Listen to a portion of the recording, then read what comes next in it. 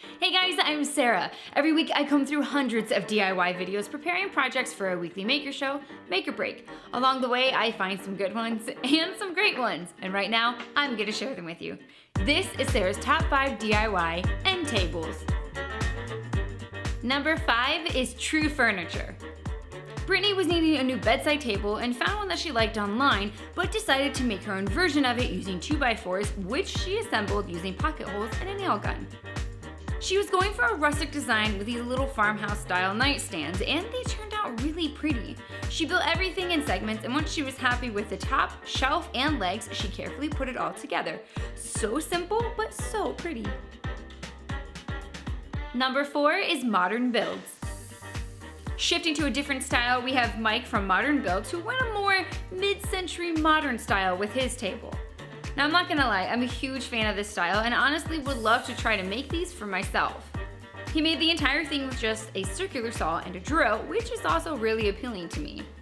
He built the carcass of the end table, then while that was drying, he made the legs. Once the legs were done, he made the simplest drawer and wooden drawer slides I've ever seen. He seriously makes this look so easy.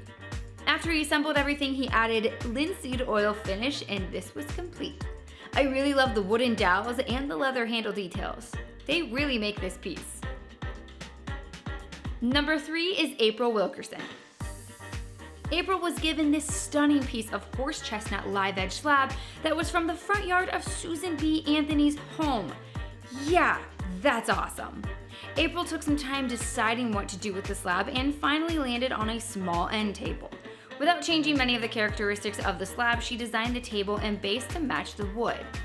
After she prepped the slab and filled the imperfections with epoxy, she fabricated the metal legs.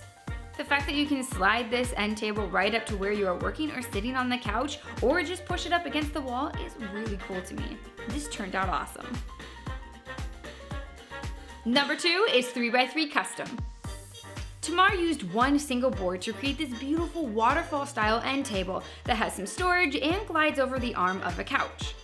She said this was super easy, but honestly, that looks really intimidating to me, but I kind of want to try it. She used her table saw and crosscut sled to cut all of the miters, then made a jig to help hold everything together while the pieces were drying. Normally you would use dominoes to hold this together, but she doesn't have one, so she came up with a pretty creative way to hold it all together. And the final product is absolutely beautiful. Number 1 is Blacktail Studios.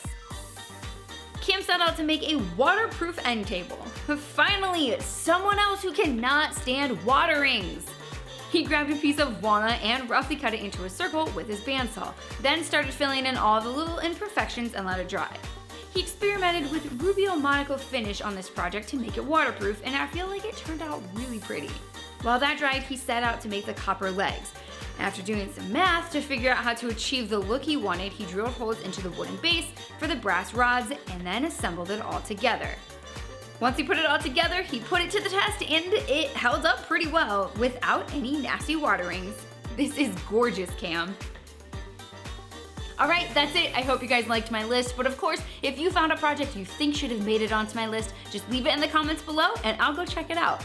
Do me a favor and like this video, and if you have not already subscribed to Belts and Boxes, go do that now and hit the bell so you don't miss anything that comes out during the week. You can catch me every Friday at 5 p.m. for the Power Tool Week in Review with Rob, and every Saturday at 6 p.m. for our next episode of Make or Break. We'll see you then.